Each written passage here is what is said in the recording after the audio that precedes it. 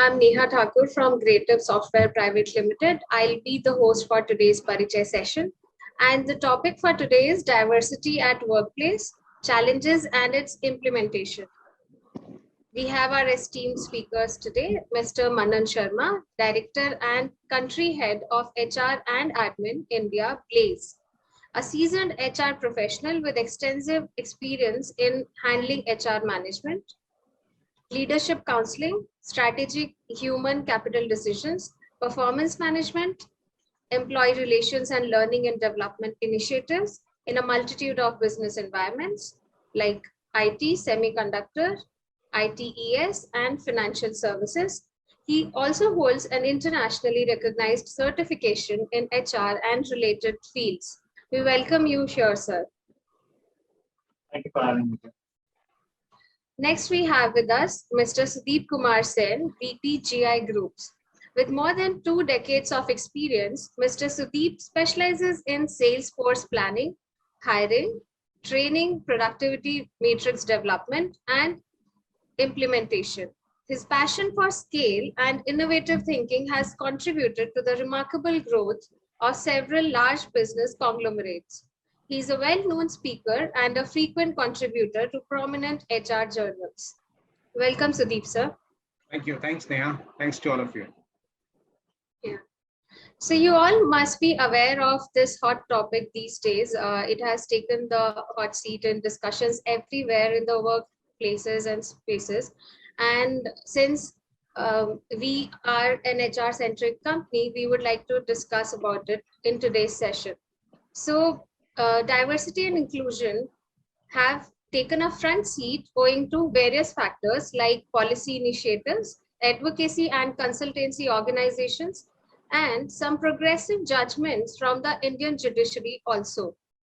However, when we talk about diversity, do we just restrict ourselves to increasing the percentage of female members to the workforce, or go beyond the gender diversity? Because diversity is not only specific to gender.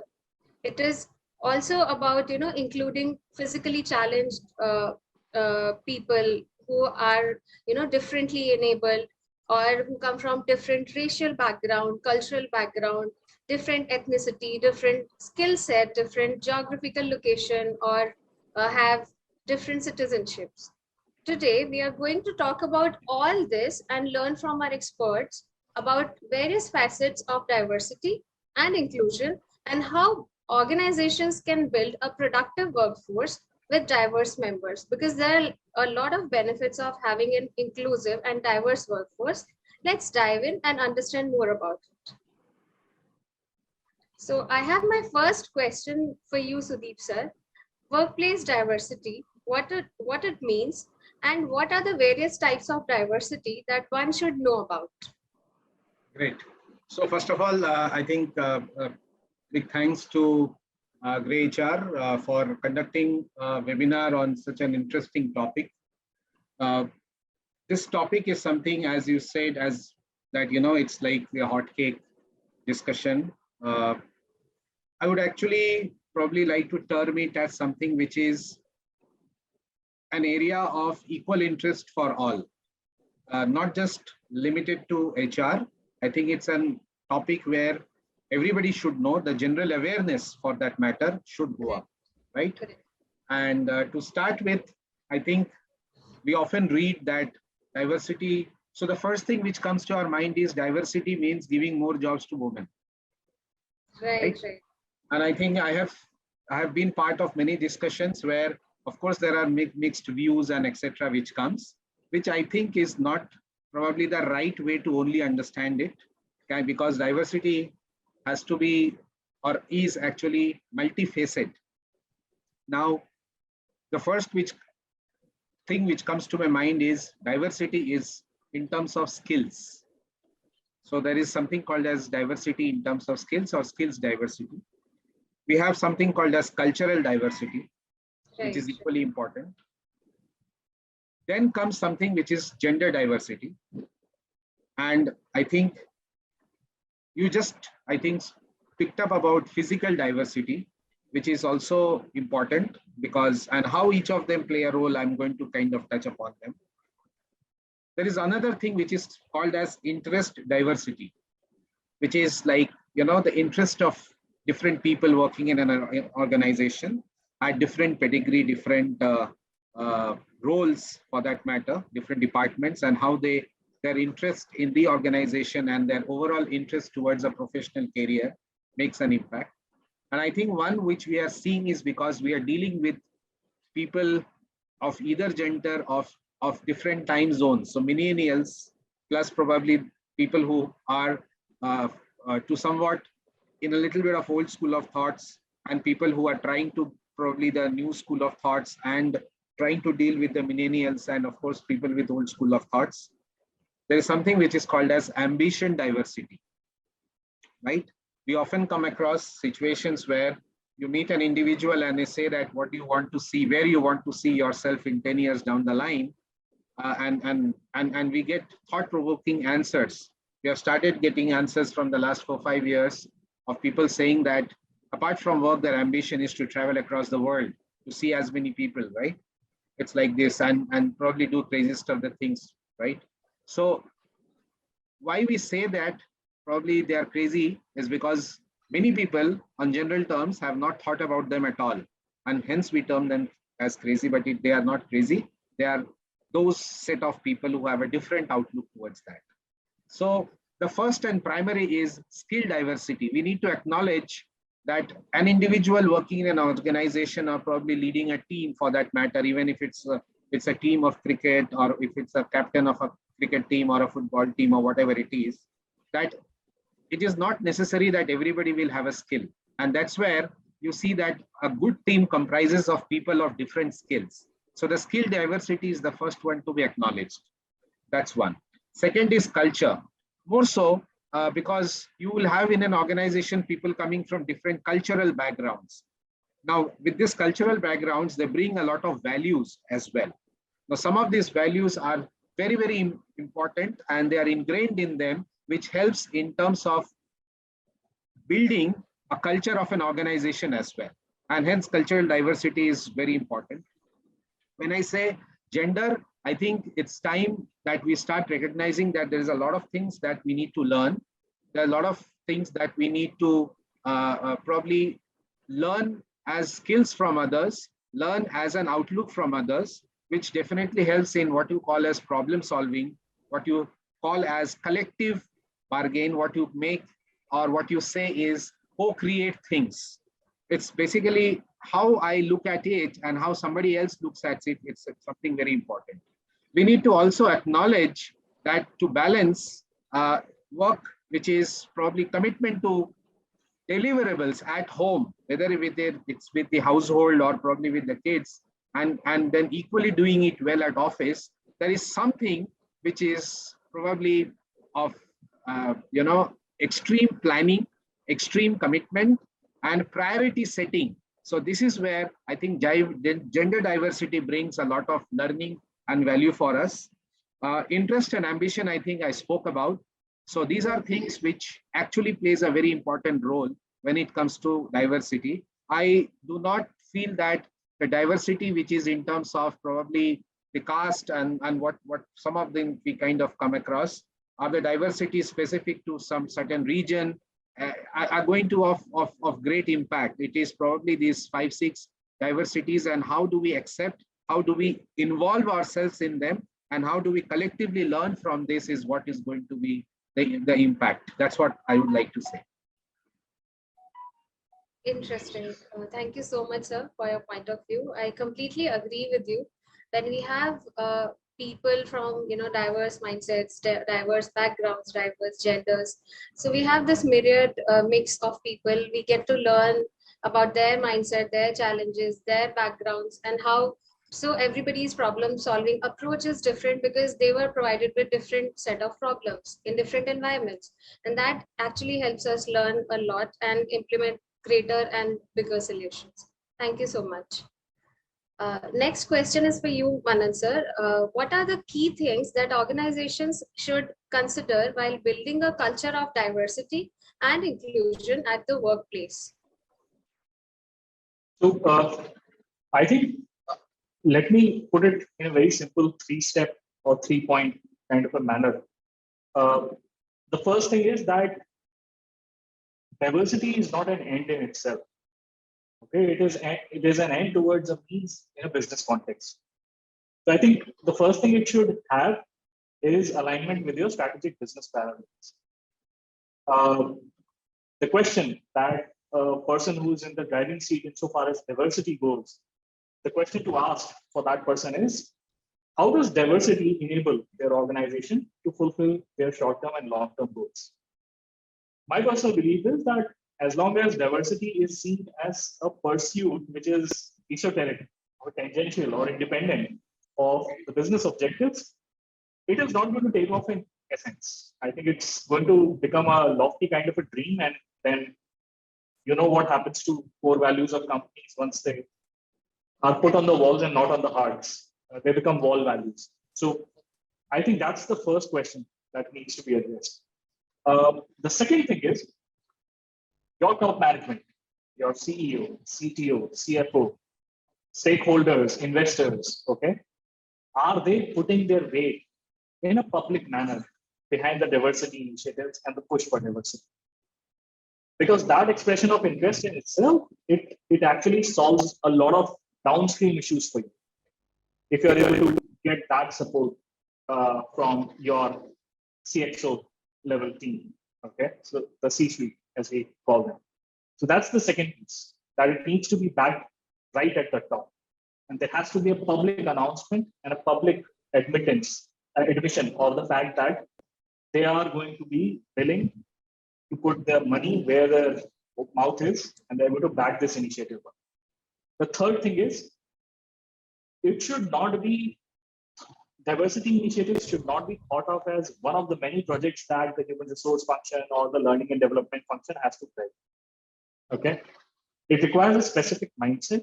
It requires a specific desire. Okay, if you take it just as another project and you don't relate personally to that particular concept, it's not going to go very far. And remember, you're going to find, as Sudeep has mentioned earlier, there's a lot of resistance to change. And for you to be able to break through those walls, it's very important that you have high energy levels. You cannot have high energy levels for a cause that you don't believe. So you need to put together a team which has this mindset and drive. And it's a dedicated team, not a Manila kind of a group that takes care of 10 different projects and, oh, you're taking care of 10 projects, take care of this 11th project also. So I think these three things are important. And when I say the HR and L&D functions, if you are just putting one of these functions in charge, then it's going to fail. What it needs is participation from the breadwinning functions of the group, the so-called breadwinning functions. Okay. When you have participation in such projects from such quarters also, I think that's when diversity stops being a wall value. It becomes something more fundamental to your existence. So it has to be about the business. It should be backed by the top leadership, and it should not just be driven as a generic project. It should be driven with a specific mindset and a specific drive. Those are the 3 points I would say that are to be considered by building a culture of diversity and inclusion. Thank you so much, sir. So you're basically saying that the leaders should walk the talk and not just talk about it. And yeah, so Yes. we'll be, yeah, good to go. Thank you so much for your beautiful insights. Next question is for you, Sudeep, sir.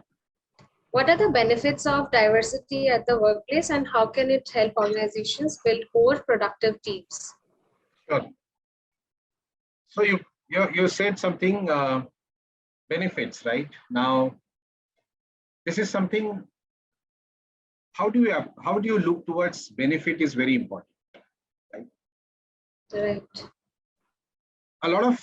I've seen in a lot of organizations, the business teams defines benefits as probably increase of productivity or increase of revenue with respect to time. And there's no debate that that's how the approach has been or should be. Some other departments look at retention of people as benefits because the cost of hiring is definitely more or the cost of rehiring is definitely more than this. So if you see each of the departments, maybe the marketing department, the sales, the customer relations, operations across, right? At the end of the day, while people define them in a distinctive way, but there is always a mathematics to that, right? If you really want this to be the approach, which is nothing but problem solving approach, you need to have diversified people, which essentially means what? That different set of people coming together, having either solved similar problems in the past or have given views in order to build solution. If you bring that inclusivity, then your ability of the organization to face problems, solve those problems, and come out of solutions which are either long-term, of course, a mix of short-term and long-term, right? So the first thing which helps is in problem solving. The second is, of course, if you are able to do those problem solving, it is by virtue of some good decisions that are getting done, right? Bold decisions, good decisions, decisions which are sustainable, and etc. So the second thing which I would like to say is a diversified workforce helps in better decision making. It is probably not biased. It is looked into the benefit of the organization, long-term game plan, and the most interesting thing is sustainable decisions. It also helps in the productivity, or what we call is that increased productivity, right? Which is, the element, the productivity level or the productivity score of the employees go up by virtue of the fact that a diversified workforce is just not physical diversity, it is diversity in terms of skills, ability to solve problems, ability to look at things in a different perspective, which definitely helps in productivity because you are not one track organization. You are an organization of multifaceted people who have different views, who have learned from failures, and people who are trying to replicate success. So in and all, there are many views, many thoughts. So I think it helps in terms of increased productivity. The next thing what happens, which is again a very interesting term, and I often hear it and I've been part of many such discussions myself, is employee engagement.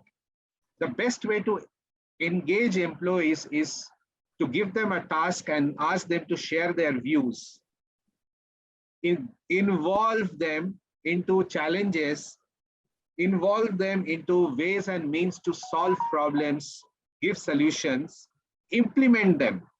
And then after you have heard their probable solutions, implement them. So I think what is called as engagement and inclusivity, it helps. The another aligned or adjacent benefit to that is it also helps in retention. Employees beyond a period, if you give them a very robotic job, they probably lose interest because they want to do something new, right? And the newness of a job can be a challenge many times, but if you make people involved into decision making, sharing their views and thoughts, and coming up with execution plans to implement what is being told by them or accepted, makes them feel and more engaged, enlarged profile. The role gets into not only the person doing the job, but some element of people management as well. This all helps into having an organization which is diversified, highly productive, problem-solving capability goes up. And finally, I think it's a brilliant culture that gets built. And overall, if you are doing all this in your organization, the outside perspective of the reputation of your organization also goes up. Because please understand, what you do inside with respect to diversity, hiring, what you do in terms of inclusivity, engagement, are thoughts which, as practices, go outside in the market as well. So if you are doing these things correctly, one of the biggest benefit happens is the reputation of the organization goes up. And that again helps in attracting new talent, attracting the best brains, attracting diversified talent, because then people are open to come and work in a diversified workforce or an environment. So these, I would say, are the benefits of having a diversified work environment. Thank you so much, sir. Indeed, it's a privilege to have a diversified workforce, because not only does it increase productivity, it also brings in a good talent, because people feel comfortable that whichever walk of life they're coming from, they'll be welcomed in this workforce. Thank you so much. Next question is for you, Manan sir. How can a diverse team provide more opportunities for learning and development? So it has briefly been covered by my colleague Sudeep already. Learning is about perspectives. If I were to show you a glass, empty glass, fill it half with water, your perspective might be that it's half full. My perspective will be that it's half empty. Absolutely. And the moment those perspectives come together, there is a learning. Because I've been thinking of the glass as half full so far. You have told me, and you have informed me about a new way of looking at it. And I think it goes back to this particular aspect. When you have a diverse team, they have different ways of looking at the same problem. The more ways you can look at a problem from, the more possibilities of finding a solution to that problem emerge. Right? So I think this is one of the biggest ways in which a diverse team provides more learning and development opportunities. Okay. But let me flip the question for a moment. Okay. Suppose you are a diverse team and you want to ensure that learning and development of diversity happens in your team, which is not so diverse. It's the demographic mix or the age mix or the sex ratio is lopsided. Suppose you are a small team, human resources, okay? Typically is fairly diverse in all ecosystems. And you want to propagate this diversity and the benefits of this diversity to the other members or other teams which are not so diverse. The first best way to do it is pick case studies. Pick case studies of similarly sized and similar domain organizations which have achieved greatness or enhanced productivity by embracing diversity. You know, Neha, one of the biggest challenges that human resources faces in pushing the diversity agenda is there seems to be a statistical correlation between how successful a company is and how diverse its teams are. However, there is no research that points out to a causality. There is no research which says that these organizations are successful because they are diverse. They happen to be successful and they are diverse too. And that's just the human mind putting two and two together, right? If someone is trying to do justice to the cause of diversity, they should be able to prove this causality. And I can tell you right now, so I take the example of one of the big 5 consulting firms, I'll not name them. They conducted studies in 2014, followed it up with another diversity and inclusion study in 2015, followed it up with a third study in 2018, 2019. And they saw that the correlation was emerging very clearly. They could not establish the causality, right?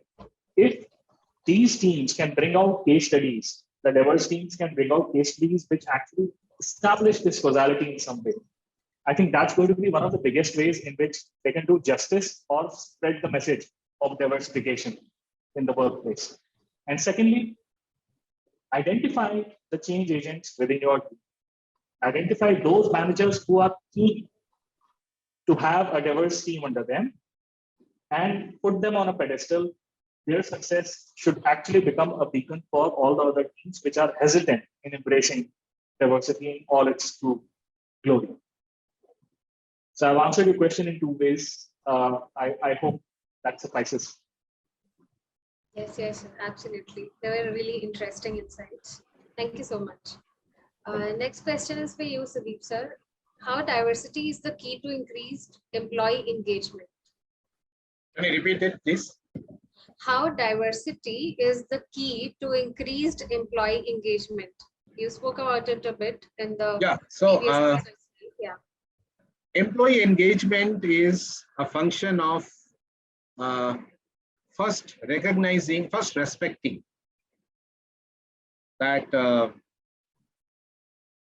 bringing more people into a challenge, bringing more people into working out some element of synergy is important. I think organizations should first respect the thought, right?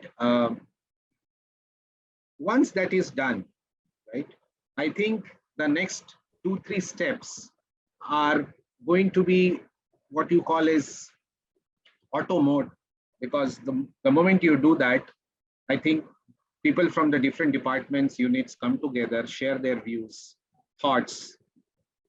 From there, you can actually visualize your next set of leaders as well, your next set of people who are ready to lead from the front, who feel more involved, who probably want to do that additional yard of work and contribute their thoughts, views, or whatsoever. So what is the best way for you to keep them motivated is to keep them engaged. Now, engagement is not about, 14th August evening, putting up certain flags, right? It is not about distributing cakes on Christmas Eve. Engagement is about communication, involving key people of the organization and allowing the key people to bring their second, third line of people also, who they believe would be the change managers, would be the people who can influence, who are probably on the path to be the next set of leaders. That's very important. And I think it all calls for engagement. Now, when you do this and you have a diversified workforce, then I'd circle back to the same thing, that the ability to solve problems in an organization increases. It definitely leads to better decision making. It leads to higher productivity. And again, there is something which an organization needs to understand, that all of these are not 100-meter race. You can't say, okay, I'll call upon people from all departments, ask them to contribute, but then if they keep quiet or they probably are more of listeners than ability to say something, I will not probably, in that case, this is not working. No, it is not a 100-meter race. It is probably a 4 into 400-meter race, but you need to start now, right? Because the benefits are going to be seen over a period of time, but the action has to be today, right? As you say, or we have heard this, that leadership is a verb, right? So it has to start, and then I think it can probably start with the leadership meeting, with a count that in my leadership team, how diversified it is. Okay, keep aside, of course, gender diversity is important, but do I have people of different skills in my first level leadership team? If it is yes, good. If it is no, then the work has to start today. And I think the rest of the things, which is in terms of engagement, better decision making, inclusivity, etc., will fall. That's what I would like to say. Thank you, sir. Those are really interesting insights. I think whoever is attending today's session, first thing they'll do is they'll include diverse people in their at least topmost leadership if they want to reap the benefits of enhanced productivity. I meant to say top level leadership is probably, we have been hearing, and I think Manan also spoke about the change, right? People need to walk the talk and etc. That's the first thing. But then again, it has to be in different teams as well. If your organization is like a pyramid, then you need to see that there is some element of influx of these thoughts into people at all level. And I would just reiterate that I think the focus should be in terms of diversified skill set, diversified culture, diversified gender, and I think what we talk about is people with diversified interest and ambition. Then in real sense, you have a diversified workforce. If you choose that to say that, okay, I am going to choose one of them and have it, probably will not get the overall nutshell. It has to be done in that way. Yeah. We should approach it, from the bottom up. Yes. Agree. Yeah. So next question is for you, Manan sir. In current times, what do you think are more apt, culture fit or culture add? Saying that the former is more valuable in today's times because it adds a new dimension rather than celebrating the ability to fit in and conform. If I have a choice, I will say I would choose neither of them. Neither. Let us create a new term. Let's talk about culture stitch. Okay. You bring your piece of cloth, whatever color it is, whatever fabric it is, and I have my piece of cloth. Let's come together and let's make something beautiful with the two pieces of cloths that we have. We see everything comes with its downside. Culture fit is seen as restrictive because in a already heated talent market, if you are going to start rejecting people for culture fit and select only those who are of the same culture or mindset as you are, in all probability, it's not going to make business sense, right? You're going to end up losing more talent as compared to gaining. And if you talk about culture add, well, sometimes the majoritarian view of culture is that culture add is just culture dilution, because you're adding these extraneous elements into the culture mix, and the original culture is being eroded because of that. How many times have you seen in startups that the old timers complain bitterly that this company is not the same as it used to be 10 years back or 5 years back, right? It happens because the culture add is not being done in a cohesive manner or an organic manner. It is being forced. Okay. So what we're talking about is, realistically speaking, okay, organizations need to start embracing performance. Okay, that should be the focus, and performance should be the culture, right? The moment that becomes the central piece, I think it's the right thing to do. I think only good things can happen from there. But yeah, putting identities on cultural aspects, right? It is not going to take the diversification cause very far. I think it risks becoming an academic exercise if we lose our focus on that aspect. So yeah, let's talk about culture stitch.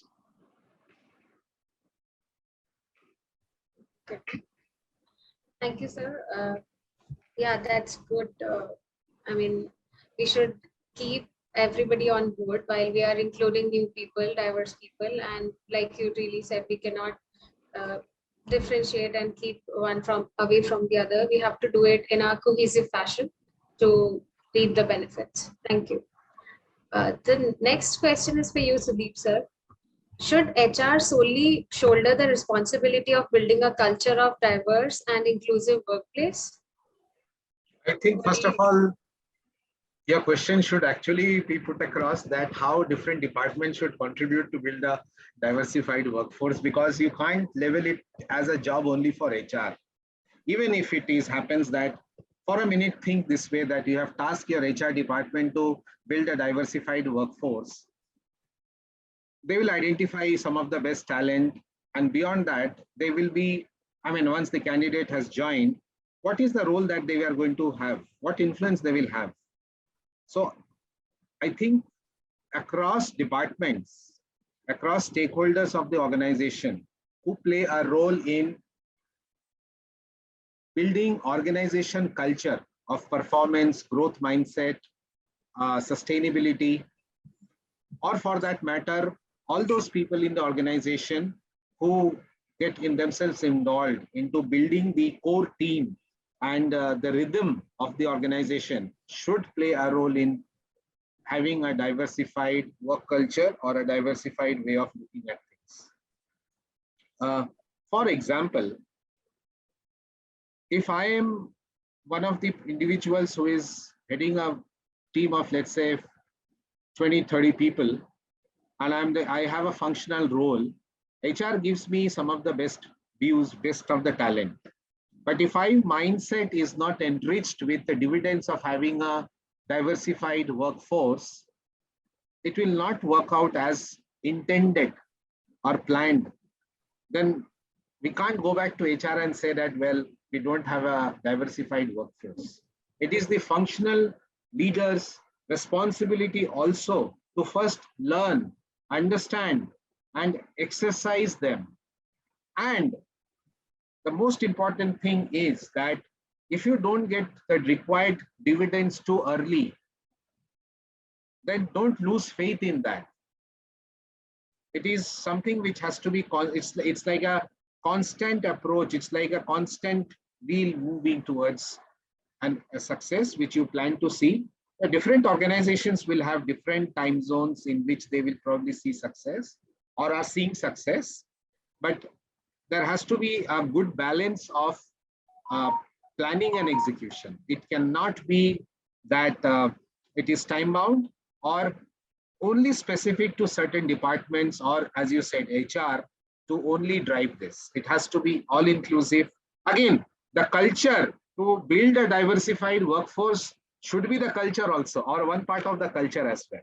So you respect the thought, you are making a conscious effort towards that, and you are also looking forward, if not to in the coming days, how can you build a diversified workforce of skill, culture, gender.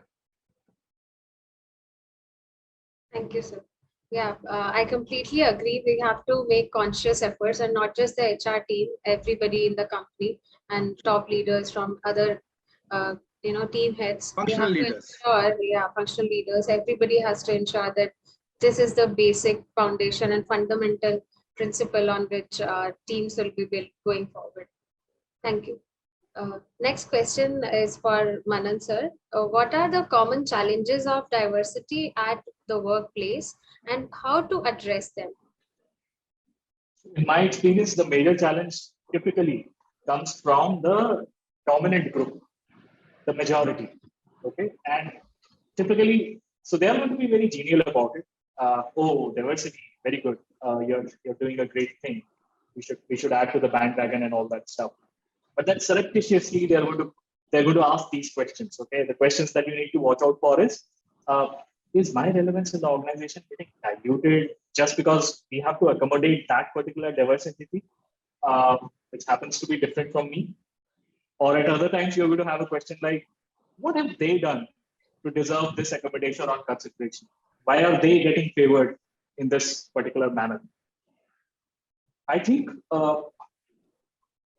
we should look at diversity and its challenges as any change management project, right?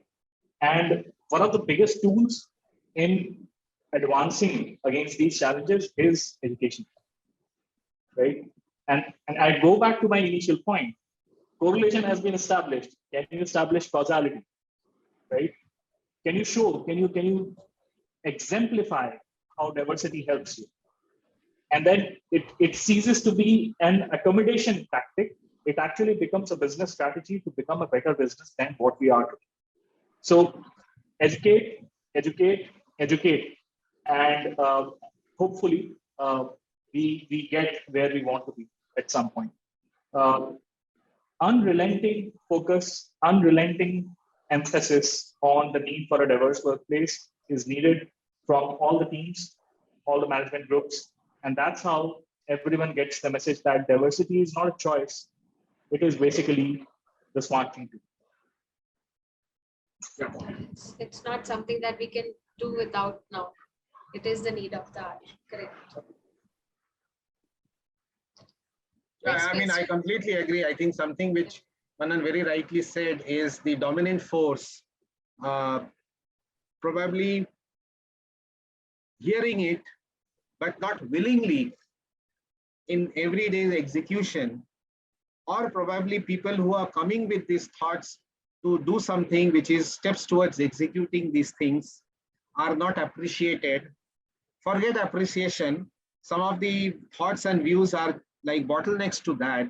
That's devastating, because then those organizations probably are there today, but then maybe will they be able to survive? Will they be able to be there in 2032? I don't think so. And I think if you look into historical data, you would see that there are a lot of organizations who could not had a 10-year great run, or had a 10-year great run, but did not have a next 10-year great run, is probably all the reasons which for all the actions and the executions they did not do towards some of the things that we just spoke about. Of course, we've got to embrace change if we want to be in the race. Yeah. Next question is for you, sir. How does HR create an environment that holds top management responsible and accountable for the D&I priority as well? Sure. So now it comes to probably more of execution, that what should HR do?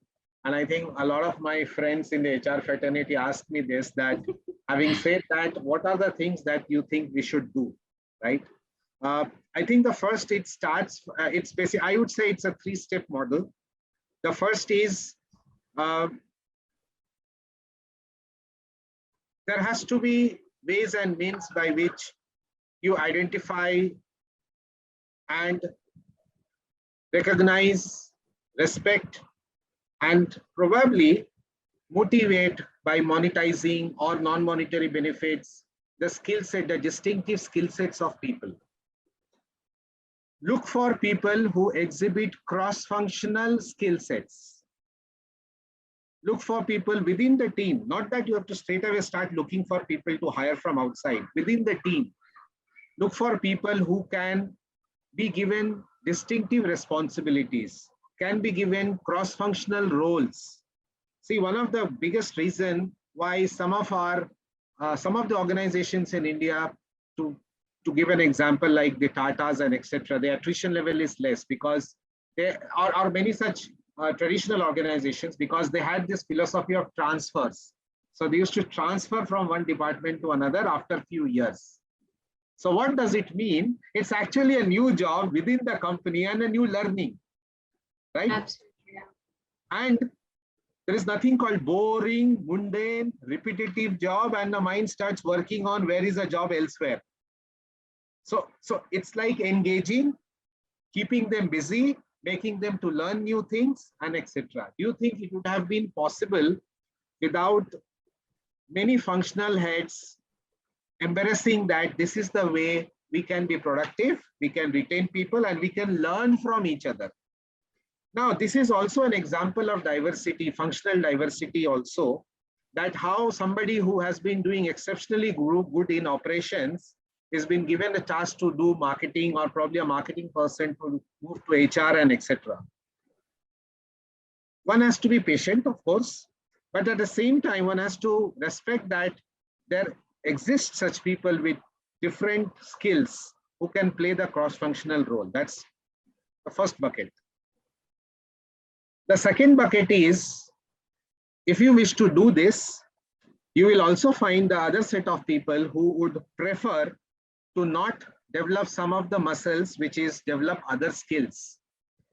But they are more focused towards being a bowler. They are not ready to increase their fielding skills or batting skills. They prefer to be a bowler, and they believe that probably that's the biggest value addition they can do. You even need such people as well. You need those people also in an organization who believe that they can do an individual role. They will not like to do people management role, but they would like to do individual role, and they would like to contribute in the same way. You need to even respect them also, because they are also people who are required in the organizations. Then the next thing is that you should always look for those kind of talent which is outside in. So every time you are hiring somebody new, look for a person or look for an individual who will come and create some element of positive disruption in terms of productivity, in terms of knowledge, in terms of execution, and also in terms of culture. Because if you are worried about probably some disruptions, then you are not open to change. Then you are not ready to shake up the existing set of people. You are not ready to throw a new challenge to the new existing set of people. So probably you are not doing what is called as raising the bar. That is very important. So I think these are 3-4 things which needs to be executed by organizations. And last is HR should also be, now in order to, the most important point, in order to do all this, HR in their execution should also understand the business goal of an organization. What is the business goal of an organization? They should not look at it as some numbers with some set of people who seem to be more intelligent tell us and ask us what to do and we do. No, you have to be part of it. You have to also understand it. You have to also question if you don't understand it. You have to also understand in a simplistic way, and you have to be participative in it. You have to also come in what is called as quarterly business reviews, monthly business reviews, address things, look at things, and be part of those distinctive teams who then circle back to say, how do we execute? Because unless there is a proper business understanding of processes, strategies, and execution, then you will not be able to do all that is required, because then your thoughts and views are going to be shot down that this is not in line with business.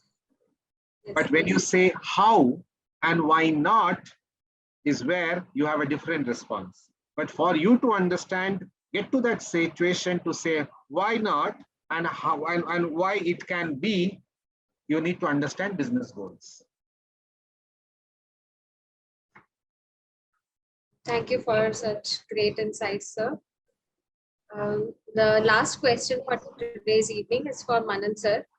Diversity is very commonly associated with gender. However, there are various facets of diversity which remain unknown to the most of us. How important do you think it is to first create awareness and educate people about it, and how can we do it? So I've already answered in some measure when I said educate, educate, educate. Yes. But let me take this question. I want to address one important aspect about diversity, inclusion, and equity. Okay. I do not believe in over-intellectualizing the conversation on diversity, because the moment you start with these literally acrobatics around diversity, you are actually doing an injustice to diversity, because it tends to take the attention away from business. Okay. Ultimately, this shift in attention is the death of all diversity initiatives in organizations. Okay, because they want to create a tea storm in a cup. They want to intellectualize the discussion so much that it stops being about the business, it starts becoming about diversity. What are we talking about? We are talking about the fact that diversity is about the business. Talking about diversity is not as if we are taking attention away from the business. We are focusing on business. How can we do better? Okay. So my mantra, as I've stated it earlier, is embrace performance in whatever shape, form, color it presents itself. The moment you start becoming blind to all these extraneous aspects and embrace performance, you have achieved inclusion, you have achieved diversity, you have achieved equity. Because all you care for is performance. Okay. And as long as the platform is given to everyone and they're able to perform, I think it's good enough. So if you make it about the business, you can't go wrong with diversity. And it does not really matter what type of diversity you are embracing, because you're embracing business, you're embracing profitability, you're embracing productivity, you're embracing being a better version of the company that you are right now. So in my view, that focus is the ultimate equalizer for all disparities that have been created over ages. And I think education is important, but don't just get stuck up with the theory. Okay, yes. Explain the theory, and then let's move on to the practical lab experiments, hands-on kind of hands-on experiences on diversity. So don't over-intellectualize it. State the purpose.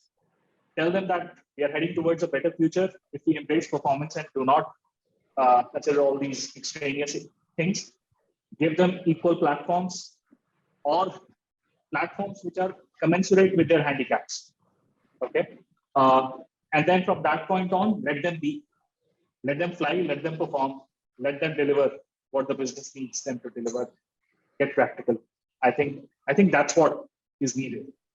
Don't make it a page 3 discussion. Okay, make it a headline, and I think that's the way we do justice to it. Those are my 2 cents. So we have some questions from the audience. Sure. We often talk about healthy work environment and diversity, but when it comes to the execution and decision making, top management always has have some restrictions. Can you highlight some points as how to involve the management in looking at this perspective, which has benefits for overall growth of the organization and employees? Manan, you would like to, I mean, I think we both have answered some part of the other. We have. But I I think think the audience wants you to can hear probably more of throw you. some more points, and maybe I will Sure. summarize with some. Yeah. Okay. Yeah. So I think get empirical about it. Okay. How do you build a case for going with a particular vendor for life insurance near you? You basically draw a comparative. Okay. You also talk about how employees are supposed to be retained when they're taken care of, when they and their family members are taken care of. You build a business case around. Diversity is a business case at the end of the day. And I have mentioned this before. You make a good business case, a good leader worth their salt, who wants profits, who wants productivity, who wants their company to be competing with the best out there in talent pool. They cannot say no to it. And it is with their commitment that the ball starts rolling. Okay. When you inorganically try and force it, the leader who is basically firefighting day in, day out, even when they are sleeping, okay, how to make sure that their company survives, continues to do well, the leader is not going to have time for it. It's only when diversity emerges as a solution for one of their core problems, maybe around talent, maybe around productivity, maybe around innovation, maybe around the number of patents that they file in an annual basis. It's only then they will sit up and take notice and say, oh, this makes sense. I'm going to commit my resources. I'm going to give my word in a public forum that we're going to do something about it, right? That's how the ball starts rolling. So I think the onus is on the people who want diversity to become an agenda, to make a good case for it, not just a wishy-washy, touchy-feely kind of a case. My 2 cents. Sudeep sir, would you like to add something to this? Yeah, I think as we have spoken about it throughout in the last 1 hour, and what Manan also said is, in my view, again, I would circle back to the same thing that if you want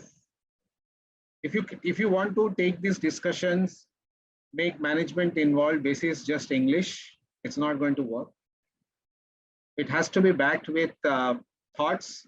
It has to be backed with processed thoughts, what you wish to say. It has to be backed with data.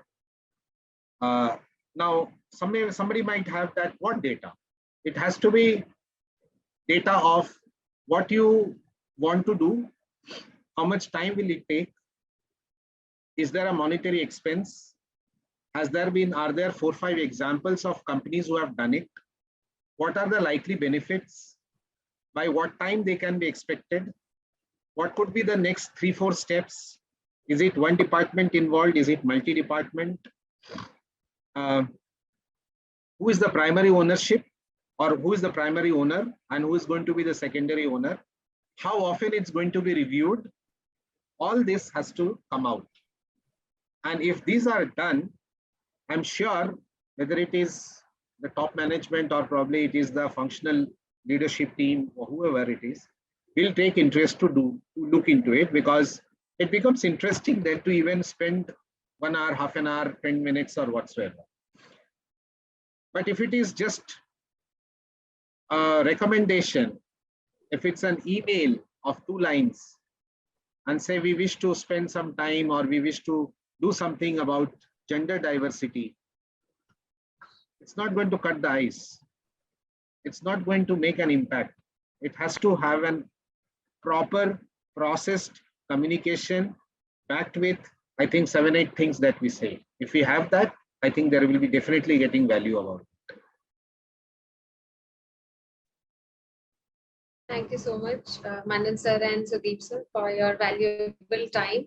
Sure. I think, yeah, everybody has gotten a good view of how diversity should be, how the agenda is not to take the attention away from the business goals and objectives. In fact, it should be backed by data, and the decisions should be based on data and statistics to reap the maximum benefits, while ensuring employee engagement, and how every leader in the company and every team member can be involved in building that kind of a workplace. Thank you Sure. so much. Sure. Thank you so much, everyone who's attended this session. We'll see you again in next Parichay. Until then, stay safe, stay home, take care, and have a great evening. Bye-bye. Sure. Thank you. Thanks, Manan. Thanks, And everyone. Yeah, thanks, Dharmishta, and a big thanks to greytHR for the Parichay series. I think my second one, but I really loved it and enjoyed it. Same here. Thanks, everyone. Take care. Stay safe. Have a ball of a time. Yeah. Thank you.